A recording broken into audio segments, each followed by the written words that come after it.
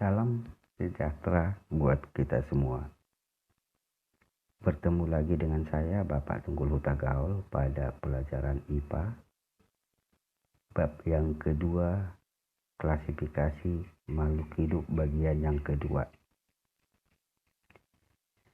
Sebelum kita memulai pembelajaran kita pada pagi hari ini, baiklah kita berdoa menurut agama dan keyakinan kita masing-masing. Berdoa dimulai. Berdoa selesai. Sebelum kita lanjut, Bapak ingatkan kembali selalu absen di classroom, dan setelah selesai pembelajaran kita pada pagi hari ini, dibuka classroomnya, dipelajari bahan ajar dan materi pembelajaran yang ada di sana, lalu dikerjakan latihan-latihan soal yang ada di sana. Oke, kita langsung ke pembahasan kita pada pagi hari ini, yaitu bab yang kedua, klasifikasi makhluk hidup bagian yang kedua.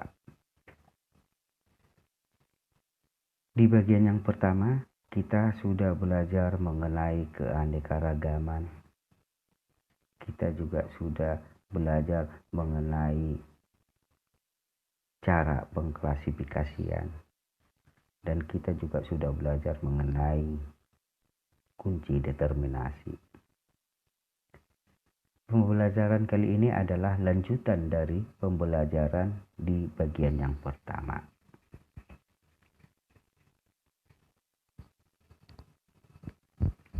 Lanjutannya adalah yang bagian D, yaitu metode penamaan ilmiah.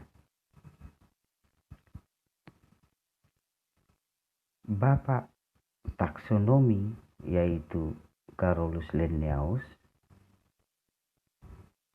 menggunakan sistem binomial nomenklatur untuk membuat nama ilmiah. Aturan sistem binomial nomenklatur terdiri dari dua kata Latin. Kata pertama itu menunjukkan genus, di mana huruf pertama ditulis dengan huruf besar atau huruf kapital. Kata kedua merupakan petunjuk spesies atau jenisnya yang diawali dengan huruf kecil.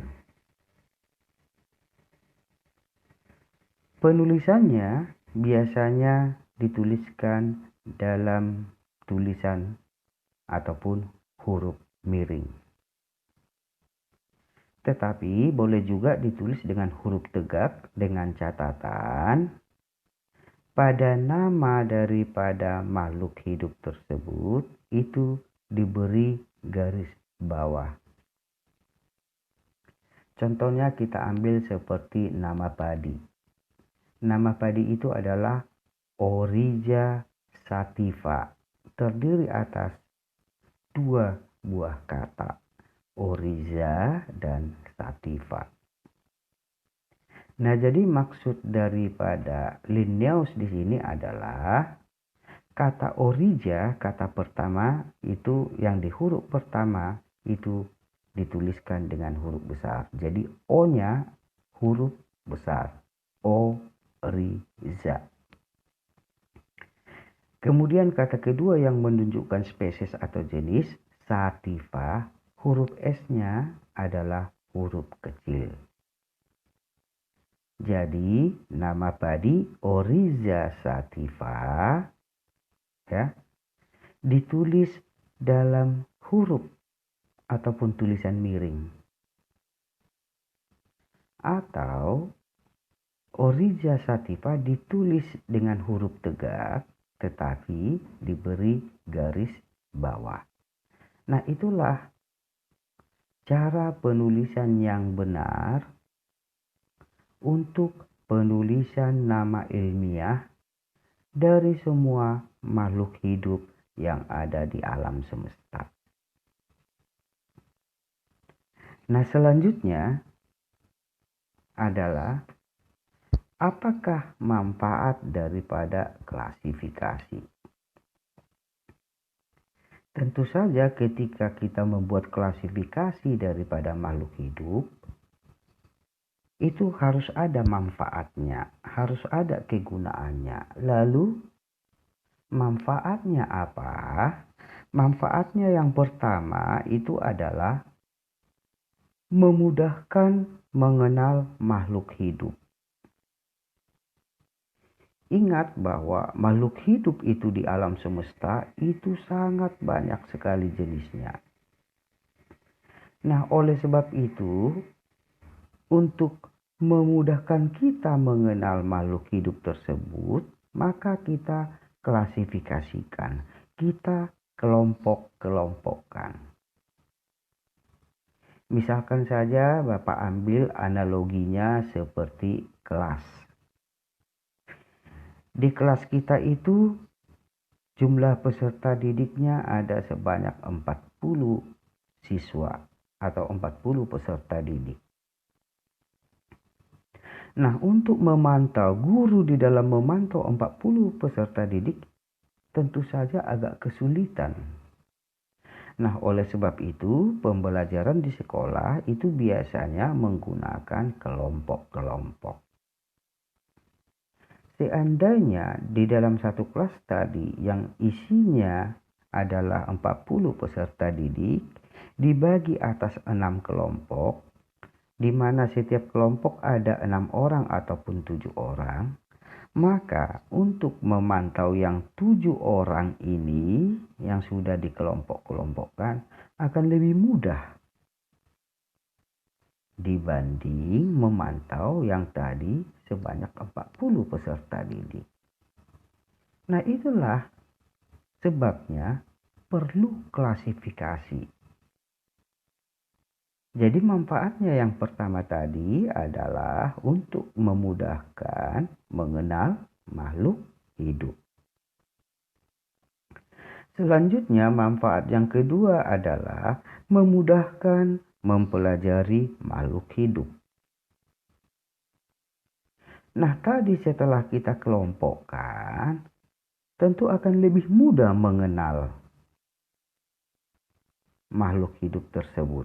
Lebih mudah mengenal siswa-siswa yang ada di dalam satu kelompok, karena jumlahnya lebih sedikit.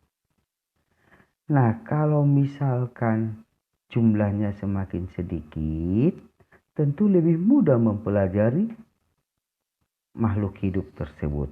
Lebih mudah mempelajari karakteristik daripada peserta didik tadi yang dikelompok-kelompokkan dalam kelompok-kelompok kecil.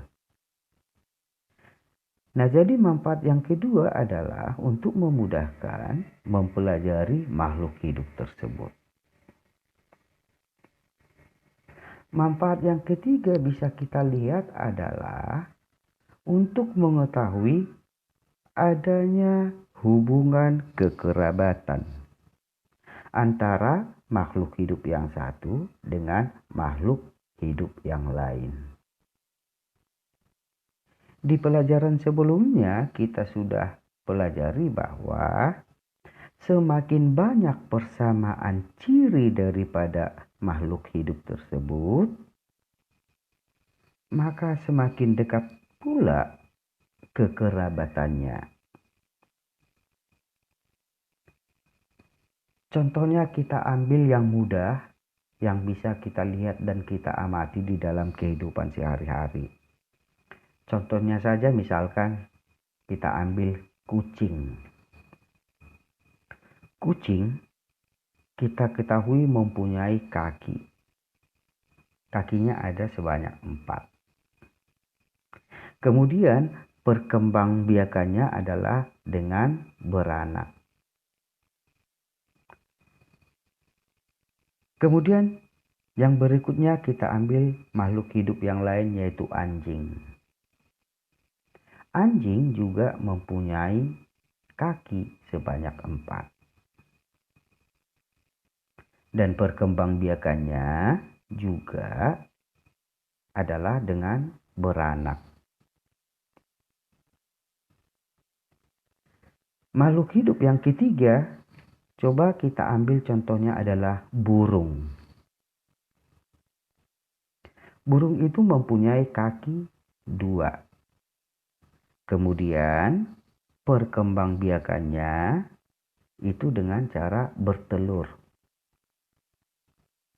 Nah, sekarang kalau ada pertanyaan, manakah yang lebih dekat? Kekerabatan antara kucing dengan anjing jika dibandingkan dengan antara kucing dengan burung. Tentu saja, kekerabatan yang paling dekat itu adalah yang mempunyai persamaan ciri yang lebih banyak.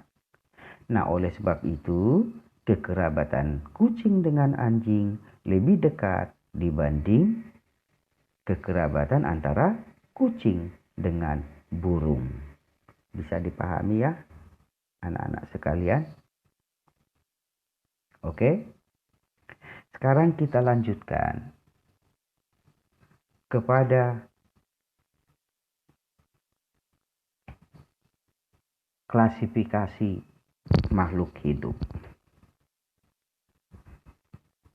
Pada zaman dahulu kala, itu sudah dicoba memulai untuk membuat klasifikasi.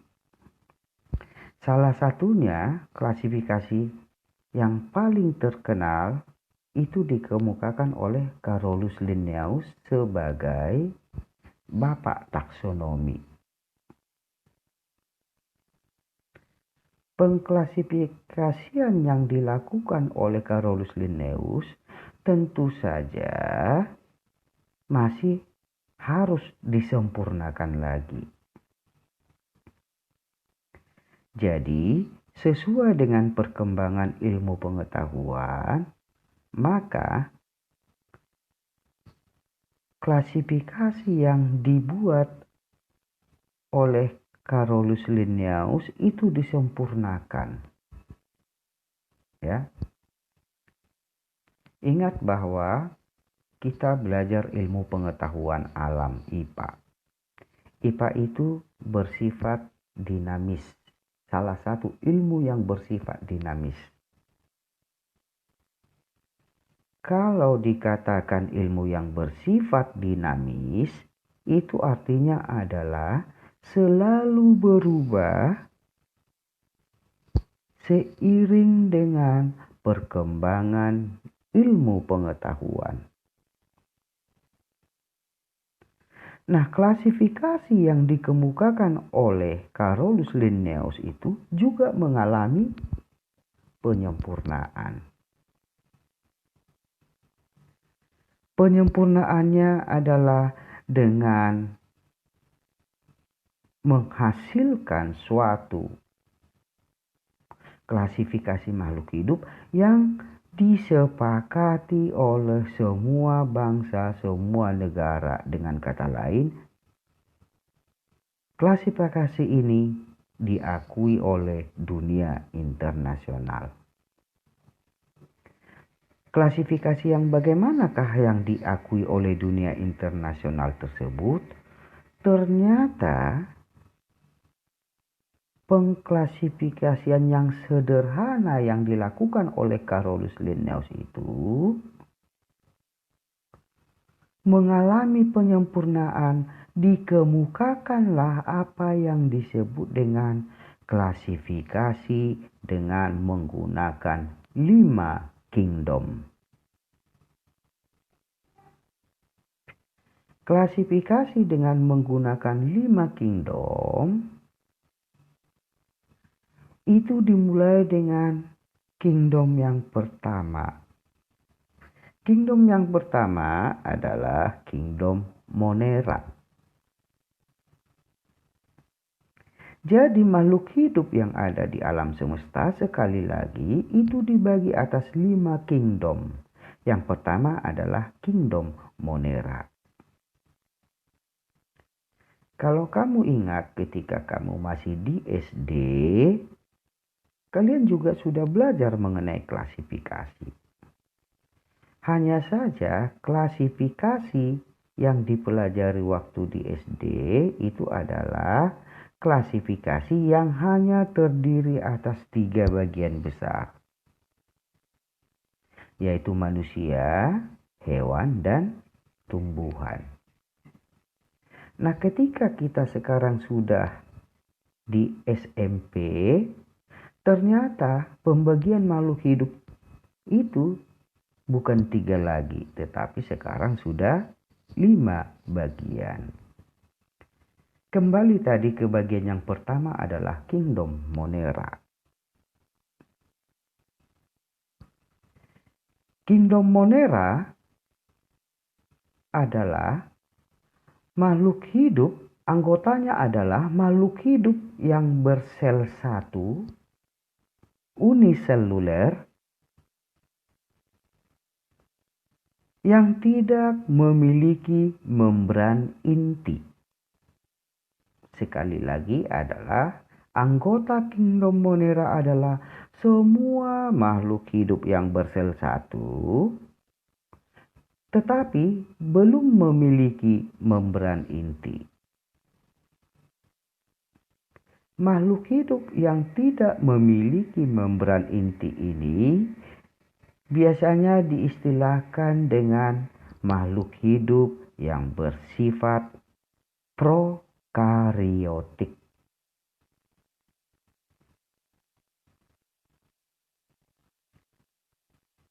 Lalu timbul pertanyaan, apa sebenarnya membran inti? Membran inti itu adalah suatu lapisan yang berisi faktor-faktor genetik yang melapisi inti.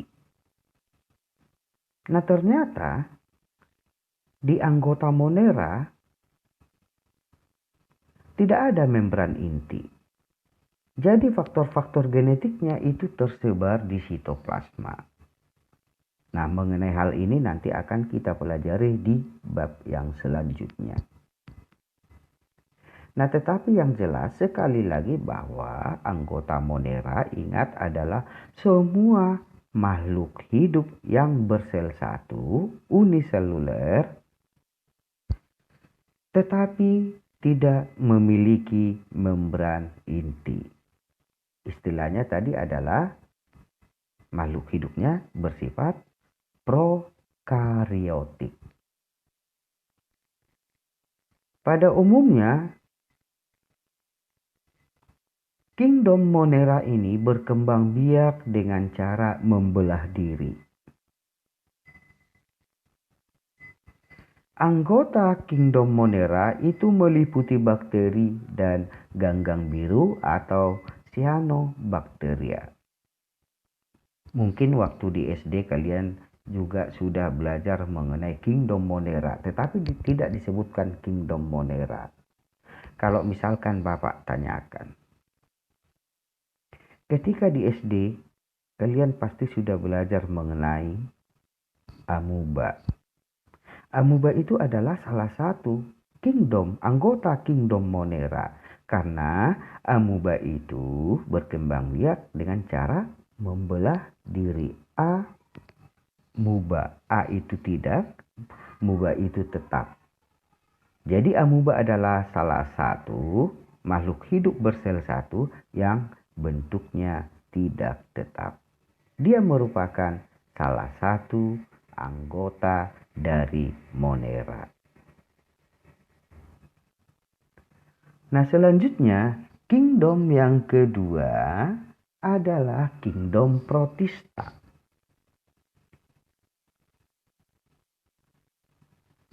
Pada kingdom Protista,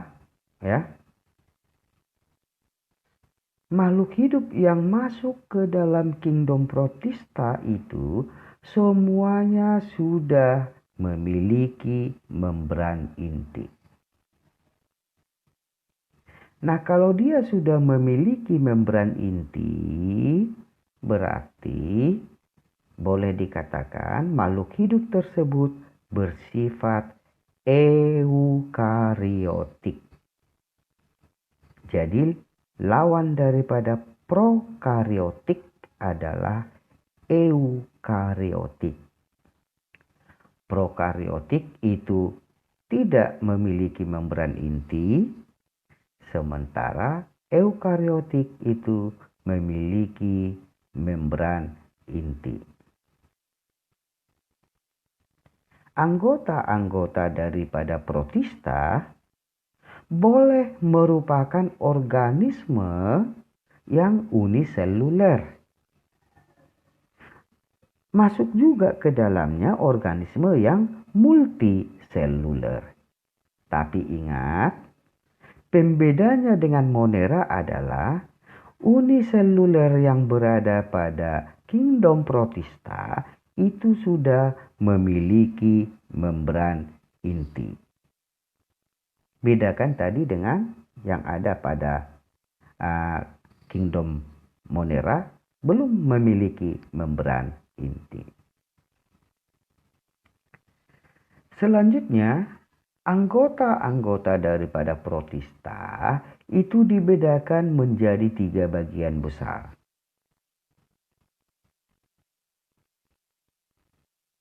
Protista bagian yang pertama adalah protista yang mirip hewan.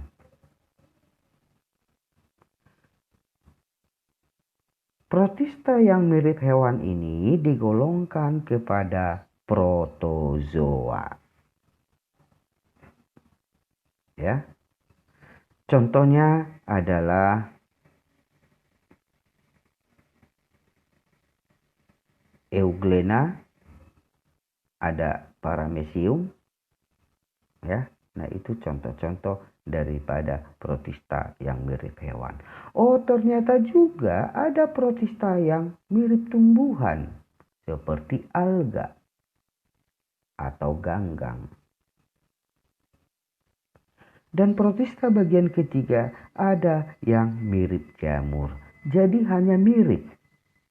Sekali lagi bahwa anggota-anggota protista ini dibagi atas 3 bagian besar. Ada yang mirip hewan, ada yang mirip tumbuhan, dan ada yang mirip jamur atau fungi. Itulah yang menjadi anggota-anggota protista. Jadi, sekali lagi, perbedaan utama daripada kingdom Monera dengan kingdom protista adalah bahwa organisme uniseluler yang berada pada kingdom Monera itu masih bersifat prokariotik, tidak mempunyai membran inti. Sedangkan anggota-anggota uniseluler yang berada pada kingdom protista sudah memiliki membran inti. Jadi dia bersifat eukariotik. Itulah kingdom yang kedua, kingdom protista. Selanjutnya kita masuk kepada kingdom yang ketiga. Kingdom yang ketiga adalah fungi atau jamur. Anggota fungi adalah berbagai macam jamur. Fungi memiliki membran inti, memiliki dinding sel yang terbuat dari zat kitin. Kalau dikatakan zat kitin itu ya seperti lilin ya.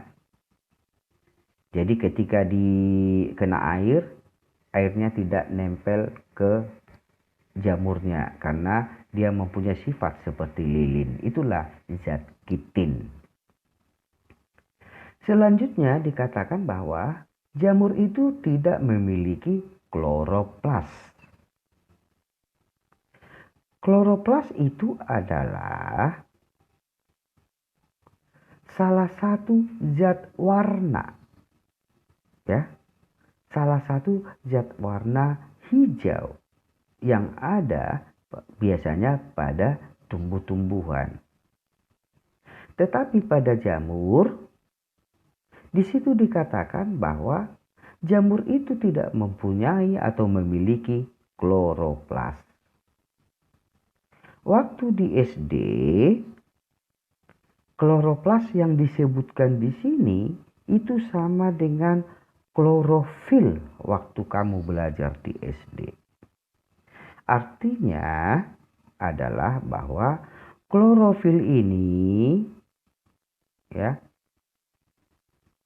biasanya berfungsi untuk membantu berlangsungnya proses fotosintesis. Tanpa klorofil, tanpa kloroplas, tidak mungkin makhluk atau dalam hal ini tumbuhan tidak mungkin bisa melakukan fotosintesis. Nah, kemudian ternyata jamur itu juga ada yang uniseluler dan ada yang multiseluler. Kalau uniseluler tadi adalah terdiri dari satu sel, sementara multiseluler itu lebih dari 2 sel susunan tubuh daripada organismenya. Selanjutnya di sini dikatakan bahwa ternyata tubuh jamur itu tersusun atas benang-benang yang disebut dengan hifa. Coba di antara kalian yang mungkin sudah pernah melihat jamur, bahkan sudah pernah memegang jamur dan sudah pernah membelah daripada jamur itu bagian batangnya yang ada di sini ya. Ketika dia dibelah, ternyata di dalamnya itu terdiri atas benang-benang hifa. Ya. Jadi sekali lagi bahwa tubuh daripada jamur tersusun atas benang-benang hifa. Dan kumpulan-kumpulan benang-benang hifa ini itu disebut dengan miselium. Ya. Sekali lagi, kumpulan daripada benang-benang hifa ini itu disebut dengan miselium. Tubuh jamur itu disebut juga talus. Selanjutnya, jamur katanya hidup sebagai saprofit atau parasit. Lalu apa yang dimaksud dengan jamur itu hidup sebagai saprofit atau parasit? Kembali kita ke SD. Waktu di SD, kalian sudah belajar tentu saja mengenai simbiosis. Simbiosis itu ada 3. Ada simbiosis mutualisme, ada simbiosis komensalisme, dan yang ketiga ada simbiosis parasitisme. Mutualisme itu saling menguntungkan. Komensalisme yang satu untung, yang satu merasa tidak dirugikan. Sementara kalau parasitisme yang satu untung, yang satu dirugikan. Nah, ternyata jamur pola hidupnya ternyata ada yang bersifat parasit. Jadi dia menumpang di organisme yang masih hidup. Dia nempel, numpang hidup di sana. Ingat, organismenya masih hidup, ditumpanginya sehingga dia bersifat parasit. Dia menghisap sari-sari makanan dari tumbuhan, hewan, ataupun manusia, atau katakanlah dari makhluk hidup yang masih hidup. Makanya dia disebut dengan parasit. Beda dengan saprofit. Saprofit itu adalah bahwa Jamur atau fungi itu hidup dari jasad makhluk hidup yang sudah mati. Contohnya ada tanaman atau pohon mangga yang sudah tumbang dan mati. Kemudian tumbuh jamur di sana. Artinya jamurnya adalah menumpangi jasad yang makhluk hidup yang sudah mati. Oh, itu artinya dia bersifat saprofit. Jadi harus bisa dibedakan saprofit dan parasit. Parasit itu menumpang kepada makhluk hidup yang masih hidup. Kalau saprofit itu dia memanfaatkan unsur-unsur hara ya yang ada pada organisme yang sudah mati. Nah, itu saprofit. Kenapa mereka bisa atau pola hidupnya itu sebagai saprofit dan parasit?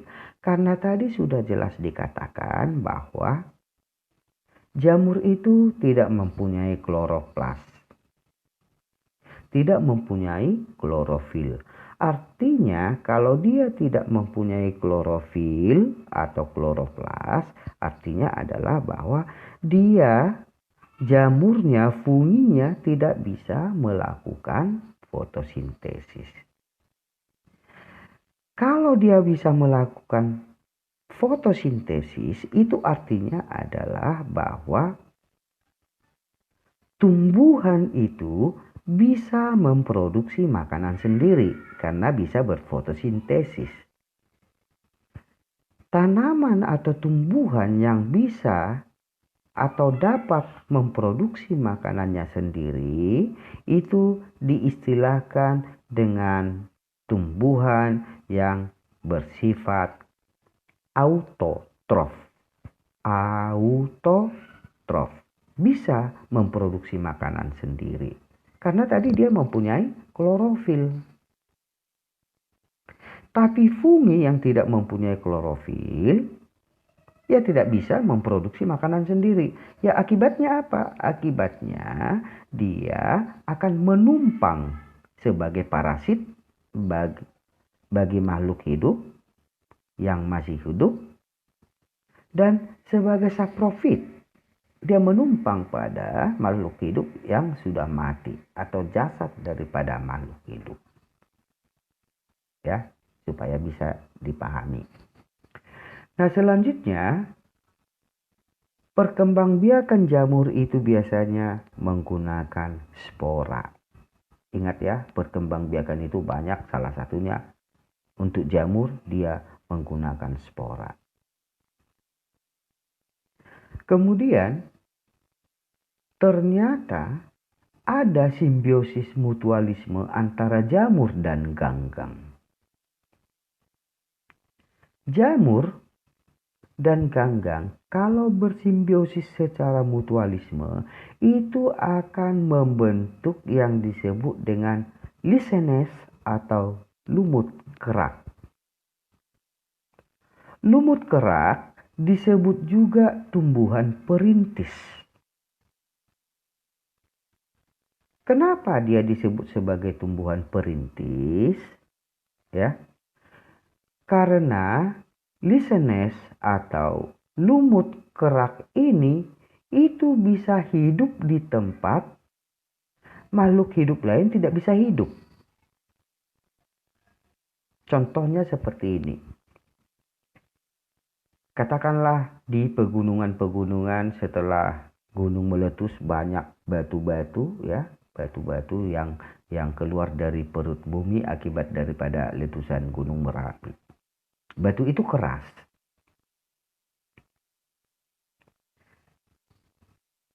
Batu yang keras ini hanya bisa ya ditempati ya oleh lumut kerak. Hanya lisenes yang bisa hidup di sana. Nah, kemudian setelah lumut kerak hidup di sana berpuluh-puluh tahun, beratus-ratus tahun kemudian, maka batu keras yang ditumpangi oleh atau yang dijadikan tempat hidup daripada lumut kerak itu lama-kelamaan akan empuk Dan lama-kelamaan, berjuta-juta tahun kemudian, itu bisa berubah menjadi tanah. Karena dipecah-pecah materialnya oleh lumut kerak atau lisenes tadi. Nah, kalau materialnya sudah lembut, sudah empuk seperti itu, sudah berubah menjadi tanah, maka organisme-organisme atau tumbuhan-tumbuhan yang lain baru bisa hidup di atasnya. Itulah sebabnya dikatakan bahwa lisenes atau lumut kerak itu adalah tanaman atau tumbuhan perintis. Perintis itu adalah yang mengawali, yang pertama. Ya. Di sini dikatakan contohnya adalah Usnea sp. Itu adalah contoh daripada lumut kerak. Nah, kemudian perlu juga Bapak ingatkan kepada kalian, di sini kita sudah mempelajari mengenai jamur. Ingat bahwa jamur itu ada yang bisa dikonsumsi dan ada yang tidak bisa dikonsumsi karena beracun. Biasanya jamur-jamur atau fungi yang bisa dikonsumsi itu warnanya tidak mencolok, terkesan kurang menarik warnanya, ya. Bedakan dengan jamur-jamur yang beracun. Jamur beracun itu biasanya warnanya sangat terang, tajam, menarik. Justru karena tampilannya seperti itu jadi godaan bagi makhluk hidup di sekitarnya. Dia tidak tahu bahwa itu adalah cara daripada jamur tersebut untuk mempertahankan dirinya. Jadi dia mengeluarkan racun. Nah, tetapi yang perlu Bapak tanamkan juga kepada kalian adalah bahwa ingat bahwa semua organisme, semua makhluk hidup, apakah itu dari kingdom Monera, apakah itu dari kingdom Protista, fungi, nanti selanjutnya akan kita bahas di pertemuan berikutnya dari kingdom Plantae, tanam tumbuh-tumbuhan, atau dari kingdom yang kelima, animalia atau hewan-hewan. Semua yang diciptakan pasti mempunyai manfaat bagi kehidupan manusia. Tidak mungkin Sang Pencipta, Tuhan yang Maha Esa itu menciptakan sesuatu yang tidak ada peruntukannya, yang tidak ada kegunaannya bagi kehidupan kita manusia. Jadi walaupun tadi jamur yang di situ yang berwarna terang tadi itu beracun, ya jangan dikonsumsi. Berarti peruntukannya diciptakan oleh Yang Maha Kuasa itu bukan untuk dimakan.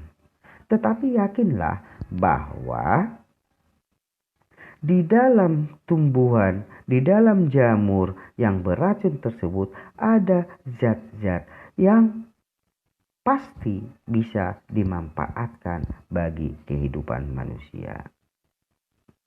Jadi kita harus selalu bersyukur, ya, bersyukur kepada Tuhan Yang Maha Kuasa, karena kita, ya, sebagai makhluk yang paling tinggi sudah disediakan semuanya bagi kita. Kita tinggal mempergunakannya sebaik mungkin. Baik anak-anak sekalian, karena materi bagian kedua daripada klasifikasi makhluk hidup sudah selesai, ya. Bapak ingatkan kembali, setelah video pembelajaran ini selesai, maka kamu membuka classroom-nya. Di sana ada bahan ajarnya, ada materi pembelajaran, dan ada latihan-latihan soal. Bapak berharap supaya kalian semuanya, peserta didik yang Bapak sayangi, yang Bapak cintai, peserta didik yang baik-baik semuanya, ya, supaya tetap semangat dan tetap belajar sebaik mungkin. Sekarang adalah masa-masa sulit ya. Kita berdoa semoga wabah COVID-19 ini segera berakhir sehingga kita bisa belajar secara tatap muka, bukan PJJ lagi, pembelajaran jarak jauh. Dan yang lebih penting, Bapak ingatkan, tolong dijaga kesehatan. Apapun aktivitas kita, kalau badan kita tidak sehat, tidak fit, tentu saja hasilnya tidak akan maksimal. Oke, sampai di sini dulu pertemuan kita di pagi hari ini.